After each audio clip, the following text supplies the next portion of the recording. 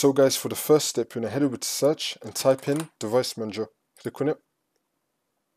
And then once you're on this, you're going to expand display adapters. And then you're going to find your graphics card. You're going to right click on it, and then click on update driver, and then click on search automatically for drivers. Make sure you have the best drivers for your device installed. And now for the second step, I'm going to be leaving 3 links down below for NVIDIA, AMD and Intel. You want to download the software that comes with your graphics card. So for me, I have the NVIDIA graphics card, so I got GeForce Experience. So now you want to go to your software, and then once you're on it, you want to click on the driver tab, and then click on check for updates. Make sure that your graphics card drivers are fully up to date for the software itself. And now for the next step, you're going to head over to search again and type in check for updates. Click on it. And then once you're on this, you're going to click on check for updates. Make sure that your computer is fully up to date. And now for the next step, you're going to head over to search again and type in CMD. Then you're going to run it as administrator.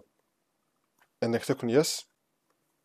And then once you're on this, you're going to type in sfc /scan now and click on enter. Then you want to run the scan. And then once the scan's been completed, you just want to restart your computer, and then the problem should be fixed.